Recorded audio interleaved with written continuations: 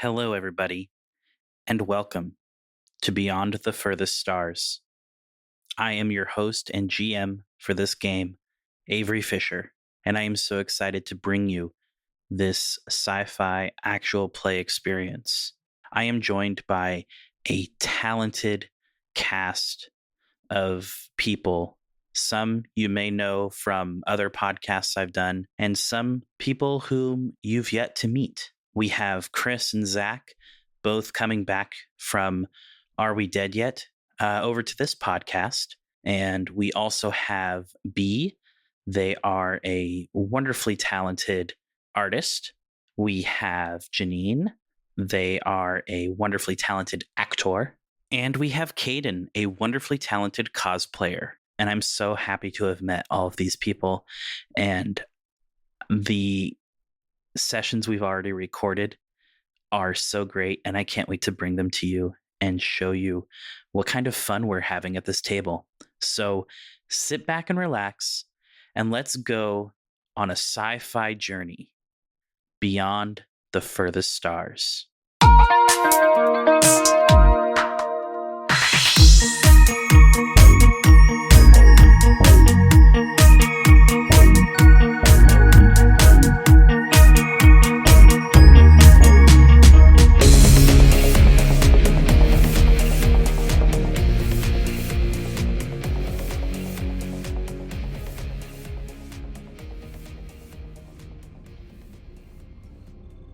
So our scene opens on a ship in the outer reaches of the Tochia system. This ship is the Eos, a great battleship serving the Tartarus Hegemony. The ship is serviced by some of the finest warriors in the outer rim of the Moirae Galaxy. It sports a large array of weapons, shields, and armor. Its sleek silver hull is in sharp contrast to the random collection of ships, freighters, and gunboats waiting for it in the asteroid belt nearby. Our camera shifts perspective, growing ever closer to the ship. Slipping through the atmospheric barrier of the hangar bay, past a battered-looking free merchant ship, down the lift to Deck 3, past the med bay, the mess hall, the robot repair bay, to a small door marked Hegemony Personnel Only. This room is the engine room, and our camera settles on an interaction between two Hegemony soldiers guarding the door and a lone figure. B, could you please describe what we see when we look at Polaris? Sure. So Polaris is about 5'10". He is currently wearing a baseball cap with his hair pulled into kind of a bun. He has curly light blue hair. He has an undercut, and he has blue freckles that kind of dot his face. Same color as his hair. He's currently wearing coveralls, but it's tied around his waist, and he has a tool belt with his helmet on his tool belt and a high-collared uniform and a name tag that says Cat. Wonderful. So you have approached the engineering room. Your journey here to the Eos has been interesting, to say the least. Your parental units, I guess you could say, hired a smuggler for what seemed to them a routine job. However, you and the custodians had other plans, and you snuck aboard that smuggler's ship and hid inside of their smuggler's hold to get to the Eos. And so far, everything has gone according to plan. The captain of that smuggler's ship got pulled into the Eos, got taken away for smuggling, something like that. You're not really sure, but you were able to pull a quick uniform change, sneak off of the smuggler's ship, and kind of blend in with some of the other civilian workers on this warship. And you've made your way to Deck 3, and you are here outside the engineering room. Your goal is so close, and you have just been stopped by these two guards, and one of them says, "Hey, you're not supposed to be here. What are you doing?" Polaris just kind of looks at them for an uncomfortably long amount of time without saying anything before pointing to his name tag and saying, "Focused, I'm supposed to be here for maintenance." Maintenance? I didn't hear anything about maintenance. You got any orders or what? This is just where I was told to be. Cool. Could you roll the very first roll of the game? Either charisma or intelligence, connect or talk check. I have neither of those, so I'm gonna go with intelligence, which gives me, well, it'll even it out because I don't have anything in talk or connect. So. And I'm also granting you a +1 modifier because there's no way these soldiers know every single civilian worker. Okay, I'm just rolling 2d6 and then adding all of the bonuses and whatnot. Yes. Okay, I got a 6. A 6? Yeah. Close. The second one, the second one draws on you. Oh, cool. And is just like, you know, no one's supposed to go in the engineering room. We got robots for that, you know. Polaris will just like put his hands up like a defensive sort of, whoa, okay, dude, and just say, then where am I supposed to go? Well, I don't know. You see, no one goes in the engineering room, not even us. But you can always head back and grab your commanding officer and, you know, see if they can escort you down here if this is really where you're supposed to be, you know? Confused. I was given orders to be here. Do you really want to incur the wrath of my commanding officer? Ooh, that's good. Yeah, let's... I want to say... No, I don't think you would, but yeah. Go ahead and roll a lead check. What ability would I be using for that? Because... Oh, sorry. It would probably be charisma. Oh, sweet. So I got a -1 because I'm not trained in that either. Oh no. Okay. 6. I'm gonna give it to you because there's one thing these guys don't like. It's incurring the wrath of commanding officers, and so the other one like kind of waves his hand at the fellow who drew on you, and it's just like, hey, maybe we should just let it go. I mean, not like he can do any damage in there anyway. It's, you know, it's fine. Yeah, I guess so. It doesn't look like he has any weapons on him. Okay, but we'll be watching. We'll be listening for any shenanigans. Okay. Polaris nods and like stares at the guy that drew on him for another uncomfortable few seconds before heading towards the door. And you are inside the engineering bay after a few tense moments that may or may not come back to bite you. That's fine. I don't need to be here long. It's fine. You step into this engineering bay, and computers and servers and all kinds of electronics are beeping and humming in here. It's almost like there's almost a pattern to it, almost as if it's like the ship breathing in and out. It's very pulsing. It's very relaxing, probably too. The generator is in the middle of the room here, and I'm gonna move you to here real quick. Sweet. So as you step in, you see all these different computers. The generator in the middle is feeding the ship its electricity, and there are some robots kind of flicking around here and there, stress testing some systems, measuring fluid levels, the kind of stuff that robots do, you know? There's 2 of them that are inside their little charging bays, probably recharging or something. They pay no attention to you at all as you come in. Towards the back of this room is what you came for. It's an apparatus that is basically a computer system connected to a bunch of computerized locks. And these locks are on a container that holds the prize that you came for, the ship's artificial intelligence. How do you proceed? Sweet. Well, Polaris is literally just going to he's not going to look around at anything else. He's just going to straight beeline for what he came here for. And is there a panel or something where he can connect any sort of, does he know if he can communicate with this AI? Yeah, so there are several different consoles here. You're not sure which one, but you know that one of them probably would let you communicate directly with the AI. And you could probably make an intelligence program check to figure out which one. All right, cool.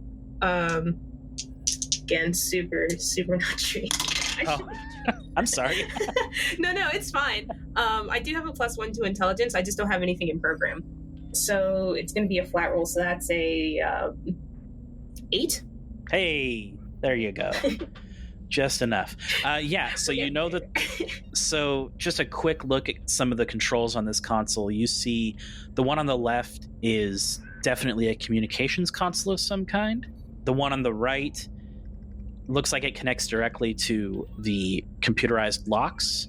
And the central computer looks like it connects to the generator, the power generator for the ship. Okay. You said the center was... Oh my gosh, I completely forgot. I'm sorry. Can you... Oh, no, you're fine. What was the second one? Left is communications, center is the generator, and the right is... Oh gosh, what? Now I forgot what I said. Jeez. The locks? Was it the security Yes, the locks. Thank you. Yes, that is what it was. Sorry. Okay, you're fine. Would players know if it's a direct communication to the AI or just a general comm system that anyone can listen in on? You're not sure how they set this one up, but you recognize the layout of the commands on the keyboard and recognize that it's communications of something, and kind of putting 2 and 2 together, this connects only to the AI. So you're pretty sure that that's what it's for. It's probably something to use as a diagnostic system to communicate with the AI. All right, sweet. Polaris is probably going to go over to the comms panel then, and he's going to put on his helmet so that he can use his comms, and probably try and communicate with the AI before he proceeds to do anything. You boot up the system here, and there's a little glowing monitor panel with a little blue line across it, and it doesn't do anything at first. And then suddenly a voice comes from the speaker here, and it says, "Greetings, I am Hermes. Please state your purpose." Recovery. I am operating at 99.8% efficiency. Polaris kind of rolls his eyes in his helmet and says, "I'm here to recover you. You sent a message to my custodians." Ah, you are Catalyst designation Polaris? Correct. Yes. Architect designation Alioth said you would come. Also said that there was a 63% chance that you would get caught. Humorous. They never had much faith in my ability to sneak around. Well, if you are here, I assume you also brought the replacement? I have. Excellent. Begin the unlocking process, and we shall hopefully get out of here in one piece. I do detect a large swarm of enemy ships closing in on this ship, so you best hurry. Noted. Will I be able to communicate with you when I remove you? I will go offline as soon as I am removed from this apparatus. Noted. Players will go then to pull in Indiana Jones. All right. You start hacking away at this computer, and it's kind of a slow process at first. But finally, the last electronic lock clicks off, and suddenly the apparatus opens up, and a tray shoots out with the AI crystal sitting on it. Just sitting there innocently. How big is this crystal? About the size of your fist. It's a comically large diamond, I think. Yeah, basically. Like a cartoon diamond. Yeah. I'm really picturing the giant diamonds from Batman and Robin that Mr. Freeze uses for his... Yeah, exactly. Yeah. Yes. Maybe a little smaller than a Chaos Emerald. Yeah, that works too. Yeah, yoink. Yoink. Do you place the dummy back up in there? Yeah, Polaris probably has the dummy in his hand and then swaps it out as quickly as he can. Cool. Yeah, you swap this in, and there's a little, almost like on a disc, a CD drive on like a computer, there's a little button and you push it and the little tray goes back into the apparatus and the locks close back in and lock in place. And you're just tucking the crystal into your pack when suddenly the ship violently shakes and you feel an impact on the ship from somewhere. The ship is now under attack, and we're going to shift perspectives for a moment. Back just a few moments. To a lovely little kitchen mess hall area where we see a creature who seems a bit perplexed by something that just occurred. Caden, could you please describe Bruce to us? Absolutely. So Bruce is an imposing alien creature who's 7 feet tall, bulky and big. He best looks like a reptilian, kind of with a long tail, the color of dead grass that kind of transitions from a green to a yellow. The head kind of looks like a frog's with big eyes, which are black with white pupils. And he's just very big, very large, very imposing. And he probably is standing there with his head slightly to the side and just slowly blinking.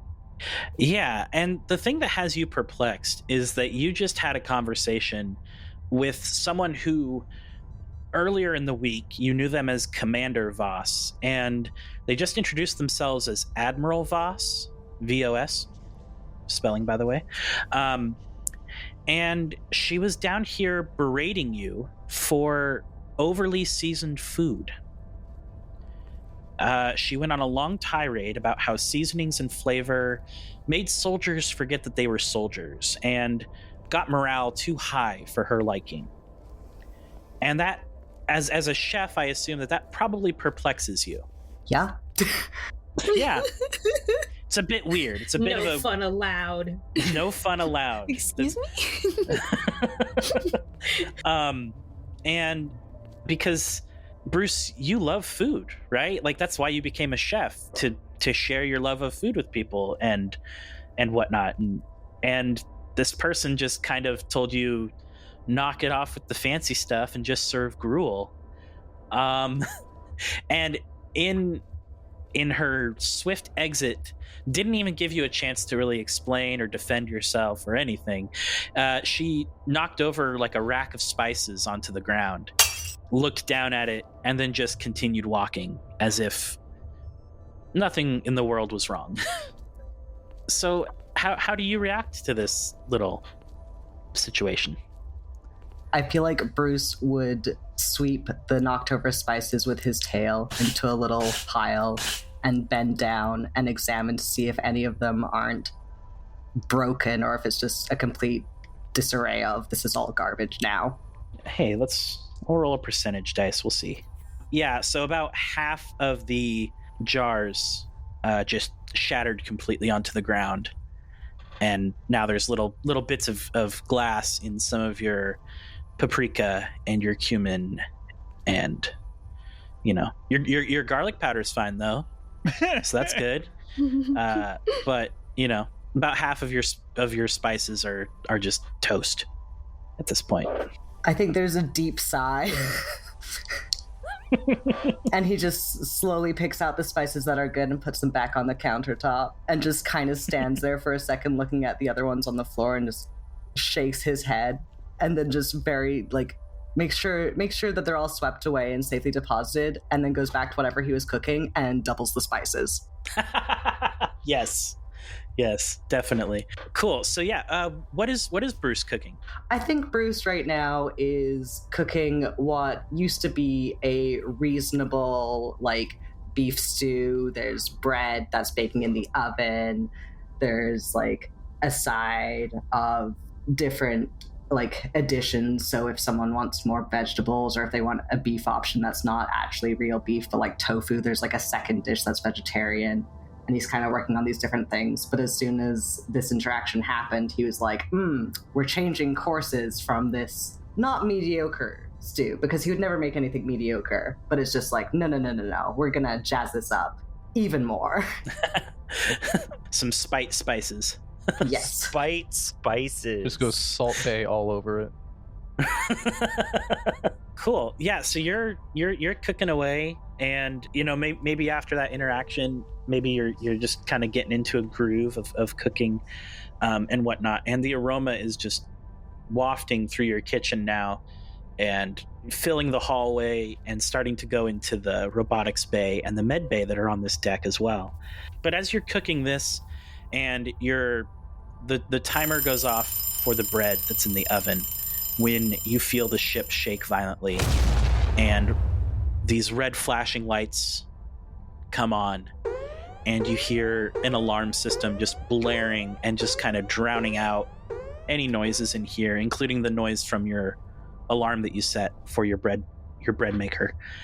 And the ship is now under attack. What does Bruce do in times of crisis like this? I feel like the first thing he would probably do is turn off the oven. Safety first, safety always. It's probably not the first time that this has happened. It's probably not going to be the last. I feel like there's, again, another deep sigh, because this is the important time of cooking, and changing the temperature of this stew might ruin it, but, you can't have accidents in the kitchen. And then I think he probably gets, like, a little side bag, just in case, like, anything happens that's worse than just a regular attack. He's always ready to, go if he has to, but he just kind of, like, starts cleaning away the knives and just making sure everything's in a safe position, that if anything was to happen, he doesn't get hurt. Makes sense. From outside the mess hall, you do hear boots running down the hallway towards the lift, and someone yells, "Oh no, we're under attack! We got to get down to the hangar bay and counterattack now."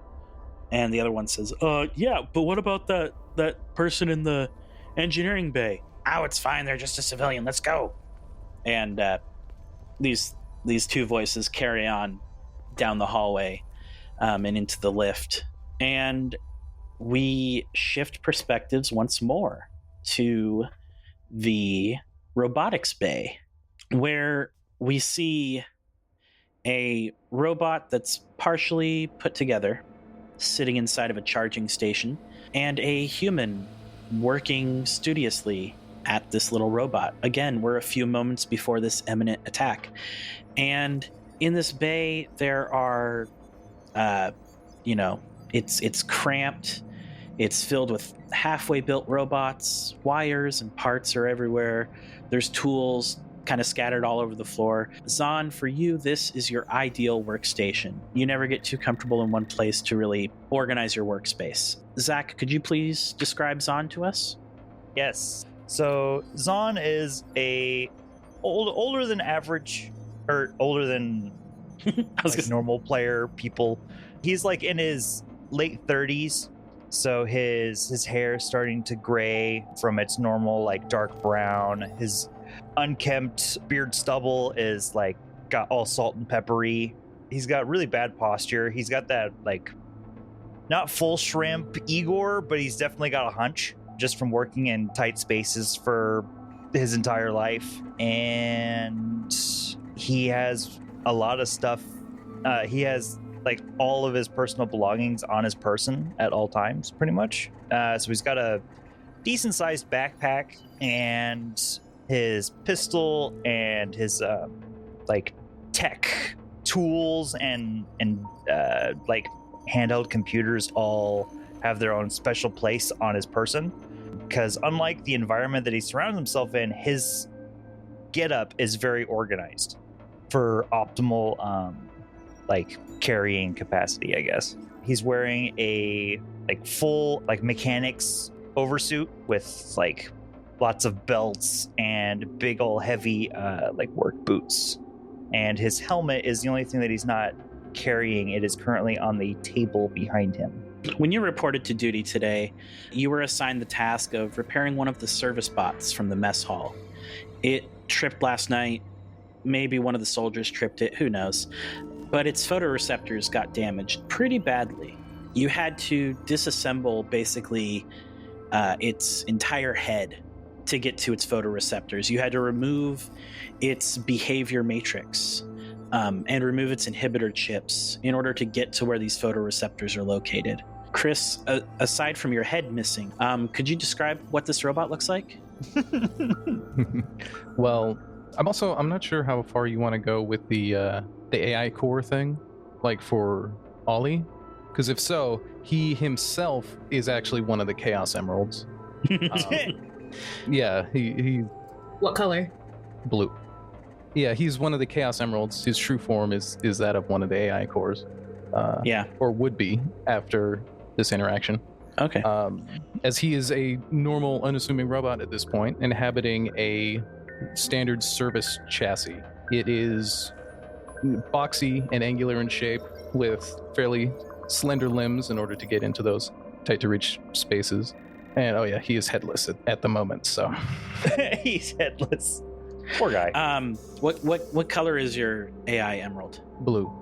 Blue? Very cool. Yeah, totally. So even though your head is disconnected from your body and your ocular sensors are not working, other than that, you decide or notice in your programming that you suddenly can decide a little bit more of what you want to do. And so you've decided to turn on your other sensors to kind of get a feel for what's going on in this moment. And you hear sort of some shuffling around of tools towards like the back of your body. You hear like some screwing and some soldering and different things like that. And you're kind of doing an internal check of some of your subroutines, and you're noticing that several of them are missing. And that's kind of weird, but you know, at the moment, you're not much you can do. You're kind of immobilized here. But Zahn, you finish screwing in these ocular sensors, and you connect the last wire.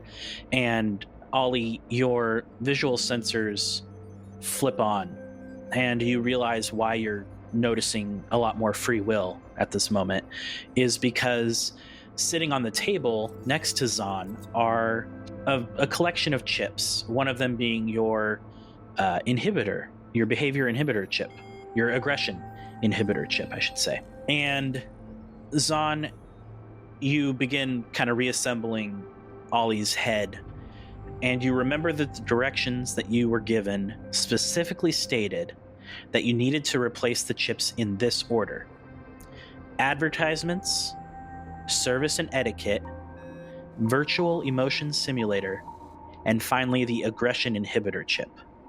How do you proceed? Well, I'm going to actively lose the advertisements chip. Oh. I'm glad everyone here is insubordinate. Oh no. Ooh, you have no idea how much of a good choice that is. It was going to still be functional. Because advertisements have gotten really, really corny in this day and age, and Zahn doesn't want to hear that shit. And if he can make even the smallest little dent not having to hear that shit, he like snaps it and he's like, oops, and tosses it. And then he proceeds in the correct order. Okay. Ollie, could you roll me a percentage dice, please? 18. 18? Woo, 18%. Okay. That's either Woo. really Fine. good or really, really bad. Yeah. That's Gonna... perfectly fine. Perfectly fine. Okay. You wanted Zahn you only wanted has time to put in 18% of the chips. nope, I guess you this wanted is my below answer. 33%, so Oh, you're good. Oh. Oh, got it. Noise. Cool. Okay, so you start you just kind of toss the advertisements chip behind you into a pile of like tools and stuff. Like, oops, whatever. And you begin assembling these other chips. You get the service and etiquette chip in there, and Ollie, you feel some of your missing programming kind of come back, and you're like, oh, right, okay, I know how to take care of a ship, and make sure that the people are comfortable. The virtual emotion simulator chip comes on, and Ollie, you feel kind of a surge of subroutines come on that allow you to emulate emotions and kind of feel empathy with some of the soft, squishy beings that you interact with on a daily basis. And Zon, you're about to grab the aggression inhibitor chip when you feel the ship shake violently from that attack. And the inhibitor chip falls into a bucket that was strategically placed below the table that contains a bunch of other chips. And you fall to the ground. Ollie, you stay in place because there's a clamp that's holding you in place. And you watch as your aggression inhibitor chip falls into this bucket. From your perspective and from the camera's perspective, we see this bucket of chips just kind of mixed together. And that inhibitor chip is somewhere in there now with a bunch of identical looking chips. And we're not really sure what is going to happen there. But Zon, you're on the floor now. And your last thing that you needed to finally get this robot back to almost 100% is now gone. And there's this bucket of chips laying next to you. What do you do? Well, as the ship is violently rocking, Zon is going to pick himself up, slip his helmet on, which is fairly cylindrical in shape. With three glowing blue lines across it that are basically like its ocular sensors, so it can actually see outside. Sure. And he pulls up the heads-up display for comms or notifications or anything. And obviously, this just happened, so nobody knows what's going on yet. And looks down at the bucket, looks at the robot. Now we could probably use this guy. And he finishes reassembling the robot so that maybe he could be good cannon fodder.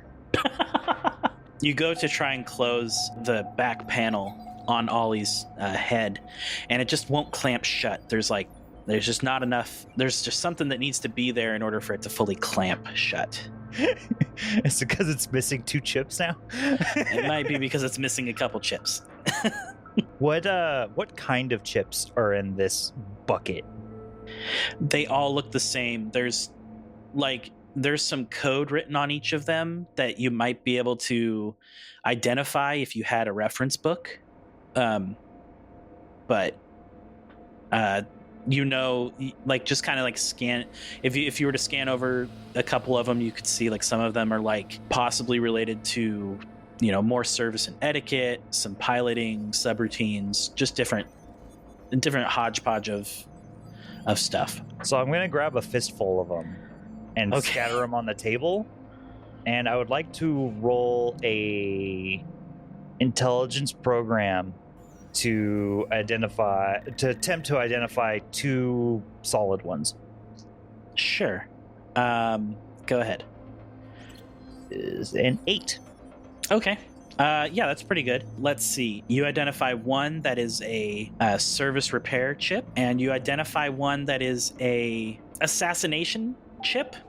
Oh yeah, and that sounds useful. I don't know if that's what Chris wants, but maybe out of character, you two can discuss if that's something you want to do. I mean, I'm down for randomness. If that's what you want to go for, I haven't built my skills around that. But no, hold on. There's one more. You also find a bureaucratic chip, for bureaucratic stuff, just for flavor. So definitely going to take that first one and plug it in. Sure. It was you repair, can ship, and assassination if stuff, you right? want. I mean, you were already a former kill bot anyway, right, Chris? No, I'm kind of going for more of a just normal robot. Oh, okay. I wasn't sure because based on the session 0, that's what I was. Oh, I forgot to mention. Sorry. No, you're fine. You're fine. It's all good. So Zon is thinking meat shield. So I'm going to put in the bureaucratic chip so that he can talk whoever invades to death. Sure. Okay. But I'm going to go ahead and pocket a handful of other chips along with the assassination chip. Sure. Just yeah. that sounds like fun fucking with later. Yeah, totally. And we'll figure that out later. You feel the ship rock with a second explosion, and you've still got Ollie clamped into this charging bay. What do you do? Once I finish getting him all put together, I'm going to release him. Okay. Ollie, you turn on and you feel a lot of your subroutines replaced with something a little more aggressive, something... or no, not aggressive, because you went bureaucratic. Sorry. So you actually feel the need... have an inhibitor on his emotions anymore. On your yeah, exactly. Yeah. So you can feel the full range of emotions now. That's right. Yeah. So you turn on and you're fully functional once again, and the ship is, to the best of your knowledge, under attack. And I am awakened now. Yes. You have full range of motion. And I can still see the pile of chips on the table, or did you clean all that up? He stuffed a bunch of them into his pocket. Yeah, but there's obviously still a bucket and then like a handful on the table. Because having seen all that, first thing he's going to do is kind of like slowly look around, kind of cock his head and look at you. And I don't know if you've noticed Ollie yet, but he's just going to kind of point at the pile of chips and be like, I think you missed a part. Nah. More like improvised. But I need you to go find foreign personnel and talk them into not killing us. No. I don't want to do that. Well, too fucking bad. By the way, are you my dad? No. I'm just the guy who put you back together. Now, I don't care how or why you're here. Just get out of here. We're under attack of some kind. Just like save yourself or something. Are you running away as you're saying this? Yeah. I'm drawing my pistol and I'm like getting the fuck out of here.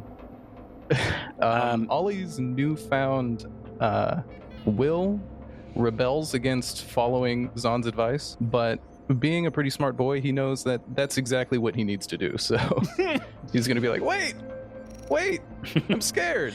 Sure. I'm scared. The two of you step out into the hallway, and by now the guards have bamped out of there and have gone down the hallway, as we saw in Bruce's scene. And as you step out into the hallway, you hear the lift down the hall ding open, and this figure walks out, and she is covered in like torn up clothes. She's a bit bloody. Not too bad, but just like clearly injured. She's clearly been in a fight of some kind. Doesn't really take any notice of you and stumbles into what you both know to be the med bay of the ship. And we switch to the med bay for a moment, just moments before this figure walks in, to Marty. As we come into this med bay, it is state of the art in terms of equipment. The beds are able to perfectly mold to a patient's body. The scanners and monitors can synchronize with the patient's vital readings very smoothly. And the medicine is some of the best the fleet has to offer. Inside this brightly lit bay, we see a desk toward the back corner. There are data pads stacked high, requisition forms ready to be sent to the supply officer down on deck 4. And a lone medic sits here as the ship rocks from that second blast hitting the ship. Janine, who do we see sitting here? You see this small 4'10" figure sitting with like the like a medic jumpsuit with very stylish earrings that have a sun with like stars around it, with like each little point. She has like short, curly black hair that frames like a nice, like sun-kissed like face, and she's like smiling as she's like doing all this work. But then when the ship kind of jerks, she's like, "Oh, okay, time for work. Okay, so I should do this, but also I think I need to help people." So she'll like stand up and like start like prepping the med bay for like the people that will be coming in for like help until she's told to like evacuate the scene. But she's Definitely. like prepping. Yeah. Marty, you are a trained medical professional. You know that when trouble starts, rather than freeze up and get scared, you jump into action. So you start prepping the med bay. You start getting tables ready in case you need to do any kind of surgery or operations.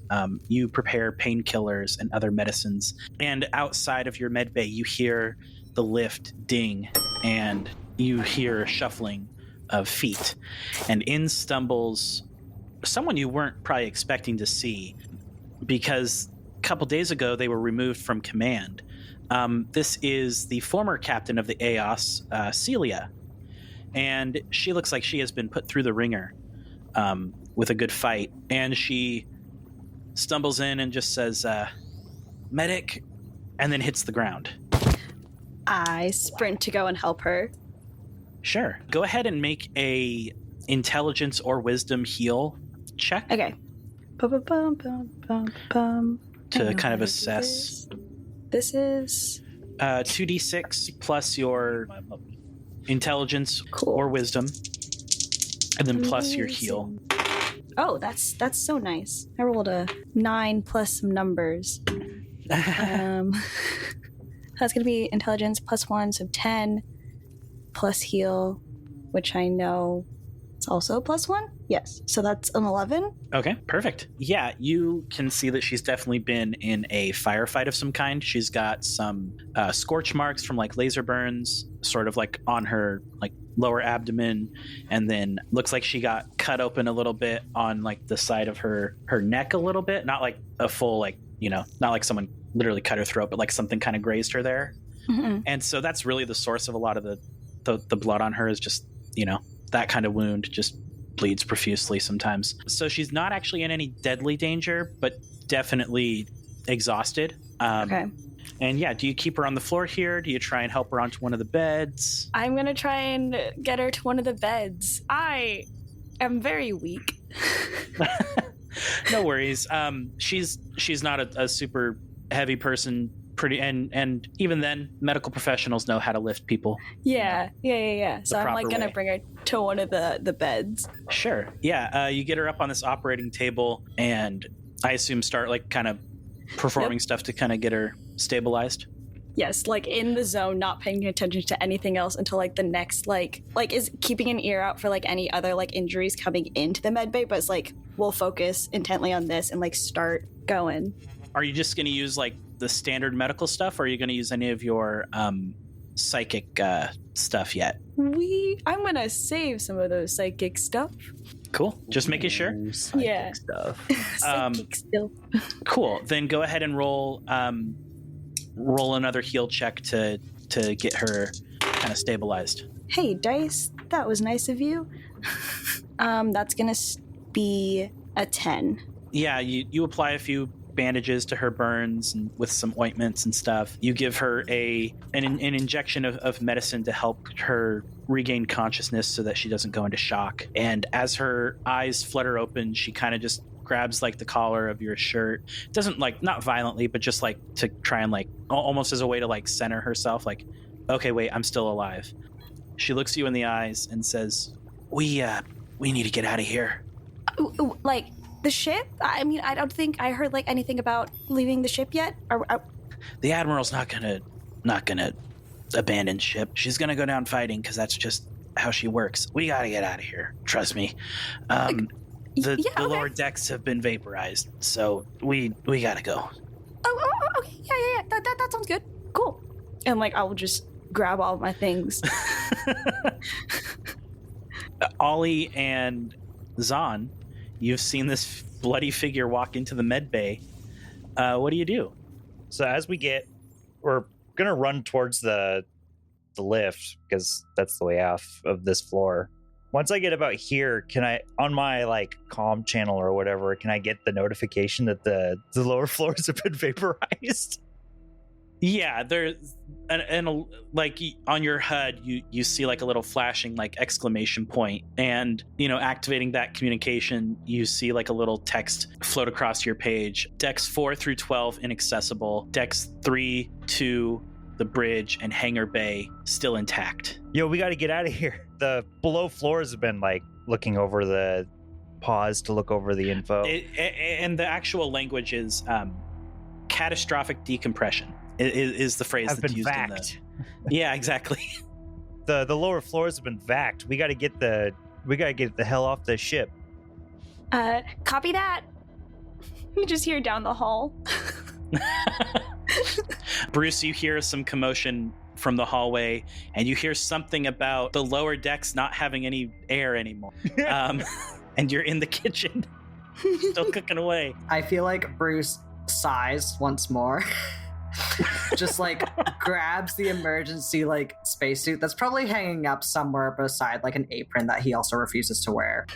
Grabs like the remaining spices that were salvaged, unplugs his favorite blender, carries it under one arm with the space helmet under the other arm, comes out of the kitchen, and just kind of looks down the hallway at the commotion that's going on. Yeah, you see this robot and this human getting closer to the lift, and you hear a voice from the med bay saying, "We got to get out of here now." When we flash back to the engineering bay for a moment, Polaris, we are back on you, and you've just pulled the old switcheroo. You felt one blast hit the ship so far. What's the plan? Did I get that notification that because Polaris did put their helmet back on? Did Polaris get that notification? Yes, you got okay, cool. Well, not yet. You haven't got that notification yet because that has not happened. Sweet. Okay. That happens at the second shot. All right, sweet. Do I know? Would Polaris know if this generator is specifically for the AI for the whole ship? So you were given a copy of the schematics of the ship in case you had to crawl around the vents. You know that this generator is powering the ship itself. So it's separate from the AI. It just needed to be plugged into the AI for the AI to operate it if it needed to. Okay, and are these robots, like, after the first blast, are they doing anything in particular, or are they just chilling? They are just still plugging away at their tasks because they are just service bots. All right, cool. Polaris is probably going to leave this room. If there are any exposed wires on the way out, he will pull out his monoblade knife and cut them as he goes, and then he'll leave. There are several cables on the generator that you could cut. Ooh. Yeah, Polaris just wants to, like, casually walk by and cut them. Go ahead and roll a stab skill check. Let's go. And let's go dexterity. I hope your knife is insulated. Oh, you know? That is a good point. I mean, I imagine it's not like the handle is also metal, no? Oh, no, I'm just joking. It could be a gas line. Who knows? Yeah. You're gonna blow up. I mean, the dice are the dice. Dang, you actually brought up a pretty good point. Dang. Can players just unplug them? Sure, that's fine. Yeah, that's probably way better. Yeah, and you don't need a skill check for that. You walk by and you just sweet. kind of pull out a few plugs connecting this generator, and you see the lights start to kind of like dim, and like Sweet. Some of the robots start like looking around, almost like panicking, like, what? And you just continue out the door? Yep.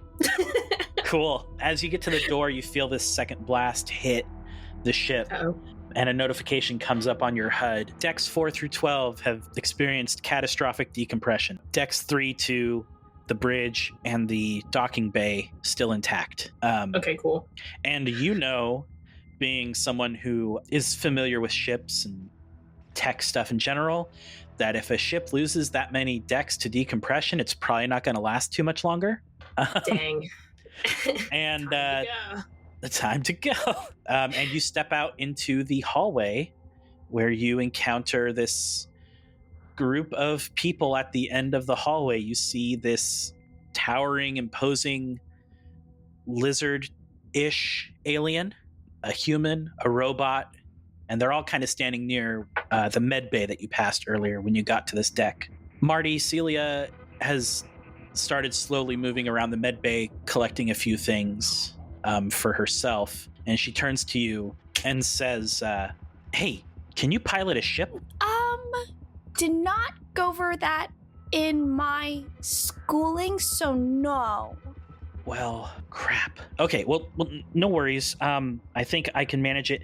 We need to get... And she heads towards the door of the med bay and stops and sees you, Zahn, and Ollie, and looks down the hall and sees Bruce. And then Polaris, you step out into the hallway just then. Okay, cool. And says, well, looks like there's plenty of other civilians here. Anyone know how to fly a ship?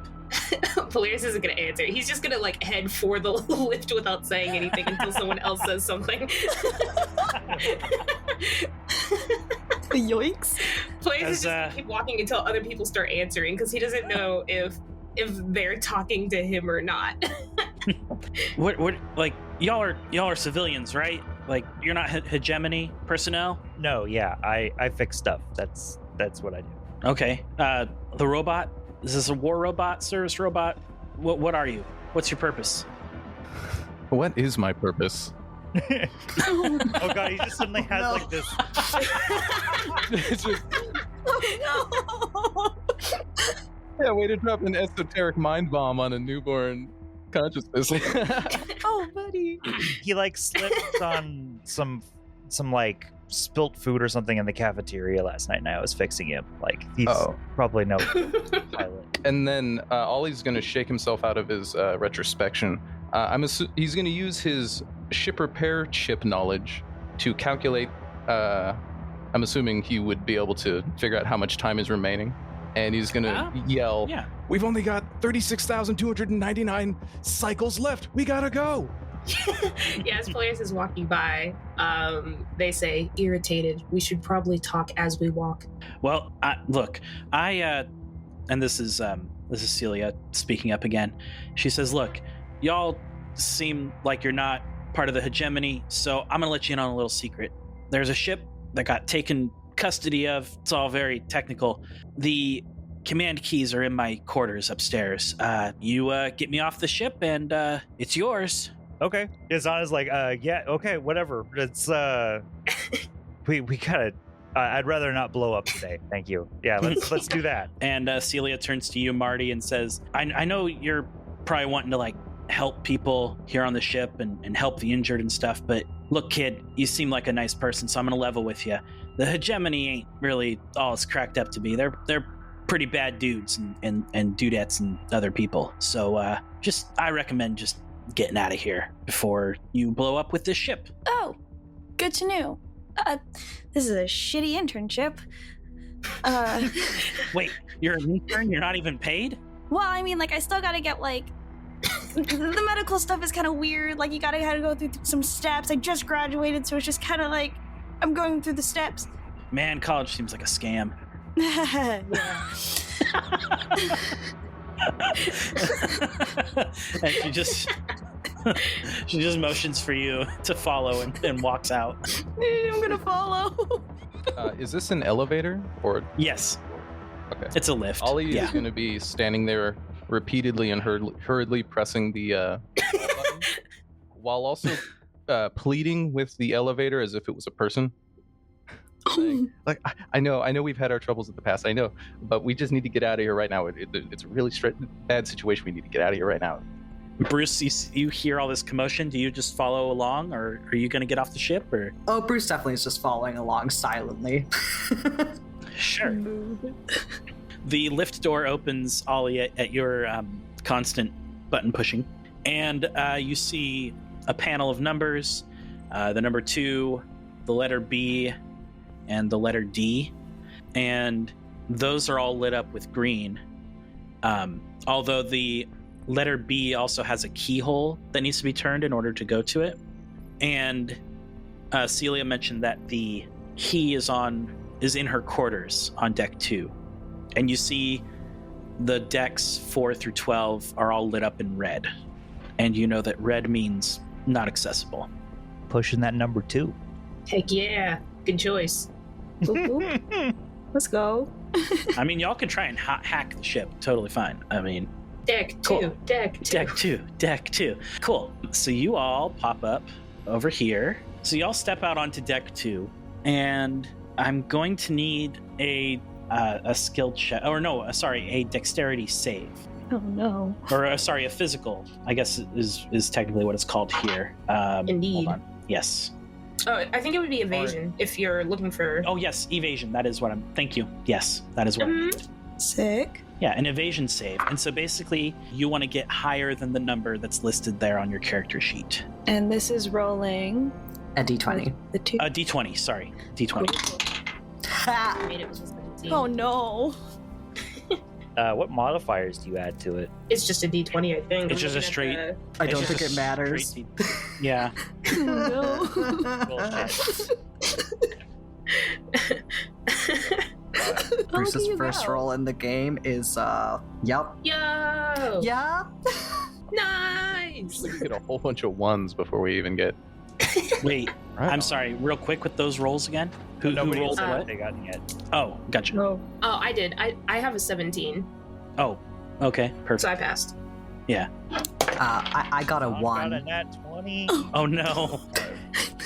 I got a 4. Okay, well, Caden, you're not alone at least because Captain Celia also rolled a 1. Hey. Oh my Oh God. no! Look, Bruce is big. Yeah. He does not move fast, okay? Zon got a nat 20. Yeah, Zon's a ninja. Nah, it's the Freaking teleports boots, out of man. there. It's the heavy boots. So 2 of you succeeded and the rest failed?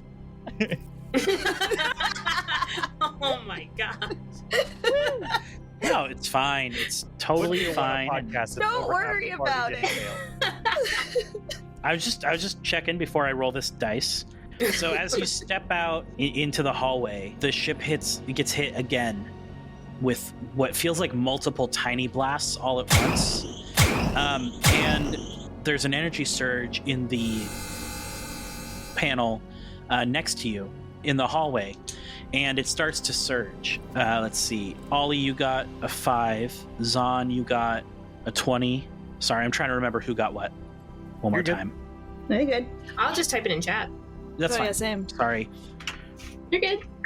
Quick question. Would Polaris unplugging parts of the generator help with that in any way? If anything, it would actually make it worse. Oh, sweet! That's why I'm rolling 2 damage dice for this. Sorry, guys. Oh, wonderful. Rip. I thought it would cut the power. Why does it sound like you're using the big dice, Josh? Or Avery. Sorry.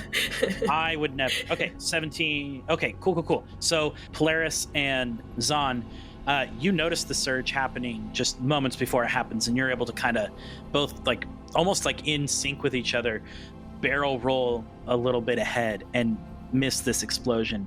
But the rest of you all see this this surge of electricity kind of shoot out and shocks y'all for 4 damage. Oh gosh. I'm Yeah. going to ask the very important question. Sure. Did it break my favorite blender? Oh. Please save the blender. Oh, no. Please. Was the blender okay? Blender's fine. Good. You, in fact, Bruce, that's why you took damage, is that you saw this surge happening, and your instinct was not to self-preserve yourself. It was No. to preserve this blender. Correct. And you, Thank goodness. like a parent covering a child from something dangerous, you just wrap your body around it and take this little surge of electricity into your body itself. And Celia is again hurt pretty bad, not dead, but looking pretty banged up. And with that, the ship is still under attack and very much not long for this universe. Ollie, you said you were trying to earlier you said something about calculating how long you have left. Okay, if you actually want to roll that, you can. It would definitely be intelligence. Oh, it was just a gag for him to, use an incomprehensible time Oh, okay. unit. I I was gonna say you could roll intelligence programming to kind of figure out how long you have until the ship is probably not stable. Okay. Hold on. I gotta figure out how to use this advanced dice roller again. These are D12 we're going for? 2d6. I roll 3 because of reasons, and I got an 8. Actually, no. Int, so it's 9. 9? Yeah, so you calculated like how many cycles this was earlier, and the calculations finally roll in, and it's actually about 40 minutes that you have to get off the ship. Oh, we're good. You'll be fine. Totally Don't fine. need to stop for tea. Yeah. Maybe. Yeah, I'm assuming... That's as of ship right now, not Yeah, exactly. Take 4 more hits, shave off. Well, I'm guessing Shave off Polaris would several be able minutes. to convert cycles into real time. Yeah, you could probably tell Polaris, and Polaris will just be 40 minutes. Yeah. Cool. Celia picks herself up off the ground and is just like, by the way, I haven't met all of you yet. Name's Captain Celia, former captain. My quarters should be just down here, on second door on the left. So yeah, let's try not to get blown up anymore. And she hurries down the hallway. And yeah, as she's talking, Polaris was probably still walking. Yeah, so was on. Sure. And yeah, let's see. Do you want to try and open her quarters or explore any of these other rooms first, or what? Because you've got, as you step out of the lift, there's 2 doors to your left and right, and then there's her quarters, which is further down. Would Ollie have said anything about how much time we have left? He I made the yelled joke it before we earlier got in into hallway. yeah. I got thought you into made the the calculations for now, like after that last hit. Oh, I was just letting him know that the calculation finally finished. So if he wants to share that, Yeah. that's totally fine. If not, that's also fine, I guess. Oh, I was. Okay, well, I'm gonna yell the thing I yelled earlier now instead. Then that we have the however many Sweet. cycles left. Okay, that's fine. It's not a big deal. It's okay. Cool. So y'all are in this hallway, and Celia opens the door to her quarters. So as you come into the captain's quarters, you see a fancier set of accommodations compared to what you all were probably sleeping on when you were staying on this ship. Except for Polaris, of course, you had the worst accommodations by having to sleep in a smuggler's hold. Let's go. But this is a very fancy room. It actually has room to move around and enjoy yourself. There's a table and a desk and a fancy storage chest and bookshelves with data pads on them and a very comfy looking bed, much comfier than the little cots that they gave all the civilian workers that got hired on. And Celia walks in and kind of holds up her hand, and it's just like, wait, do you hear that? And what you hear is the sound of running water coming from presumably the restroom in this room. I mean, most of the ship is broke, lady. Probably. Just get the key and let's go. Sure. She says, yeah, I'll start looking for the key. Y'all can either keep a lookout or help, whatever you want. But yeah, let's. And she starts rummaging through the desk. Do any of you want to do anything in here while she's doing that, or just wait? Polaris is just going to wait until she gets the keys so that he can take the keys. Not like steal them from her, but like I'm the driver. Okay. I guess now that it's like brought to his attention, Son's gonna like peek in the bathroom, I guess, to be like, yeah, it's totally a busted water line. Yeah, so as you start walking up to this door, you do hear the water shut off. It fixed itself. I give it a 2-tap, like knock on the door, I guess.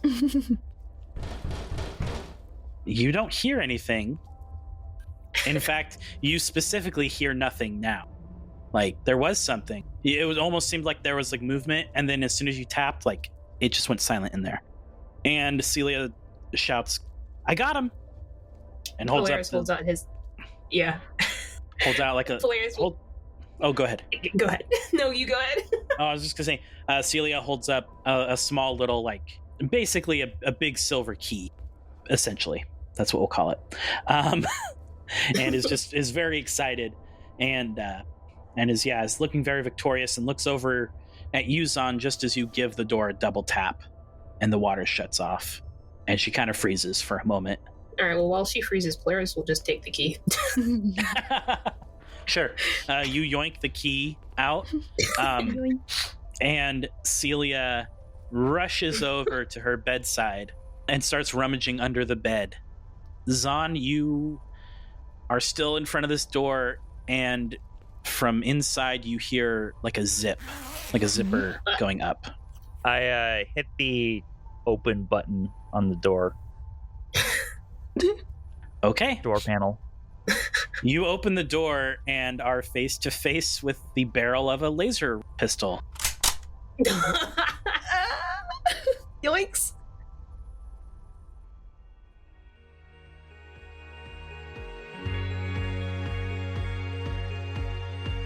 Thank you for listening to the first episode of Beyond the Furthest Stars. Beyond the Furthest Stars is a One-Up Podcast Network production. Be sure to check out more of our shows at oneuppodcasts.com. Intro and outro music produced by Dustin Carpenter. You can find him on Instagram at Zodiac Gallery. Check out their most recent Twin Peaks-inspired project, Wisteria Lodge, wherever you stream music. Background music provided by tabletopaudio.com and used under an attribution, non-commercial license from Creative Commons. Tracks include Starforged Space, Starship Bridge, Orbital Platform, Robotics Lab, Starship Medical, and Gravity. Get some great tabletop audio for your games at tabletopaudio.com. Polaris was voiced by B. Bruce was voiced by Caden. Zahn was voiced by Sherman. Ollie was voiced by Chris. Marty was voiced by Janine Florence. And all other characters were voiced by me, Avery Fisher. Be sure to follow us on all the social medias at Furthest Pod, and let us know what moment from this episode was your favorite. Use the hashtag SpaceVibes to share your wonderful sci-fi stories with us. We'll be releasing episodes on the 1st and 15th of every month. Until then, we'll see you out there, beyond the furthest stars.